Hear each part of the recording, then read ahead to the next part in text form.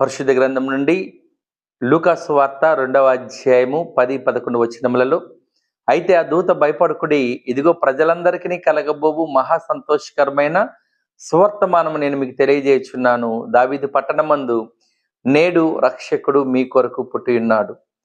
ప్రభునందు ప్రియమైన దేవుని సంగమా, ప్రభున యేసుక్రీస్తు నామములో మీ అందరికీ క్రిస్మస్ శుభాకాంక్షలు తెలియజేయుచున్నాను.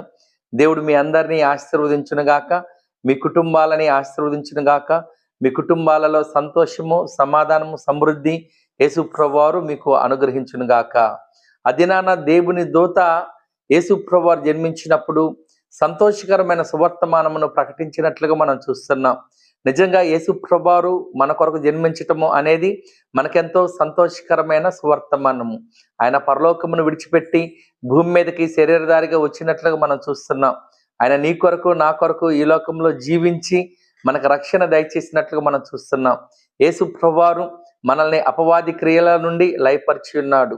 యేసు ప్రభువారు మనల్ని నిత్య జీవానికి వారసులుగా చేసి ఉన్నాడు. యేసు ప్రభువారు మనకి సమృద్ధిని దయచేసి ఉన్నాడు. యేసు ప్రభువారు సమృద్ధికరమైన ఆశీర్వాదాలు ఇచ్చిన దేవుడై ఉన్నాడు. ఆయన ఇమ్మానుయేలు దేవుడుగా మీకును, మీ కుటుంబానికి, మీ బిడ్డలకి ఎల్లవెల్ల తోడుగా ఉండి మీరు క్రిస్మస్ సంతోషాన్ని, ఆనందాన్ని అనుభవించాలని తెలియజేయచ్చు. దేవుడి వాక్యమును దీవించునుగాక. ఆమేన్.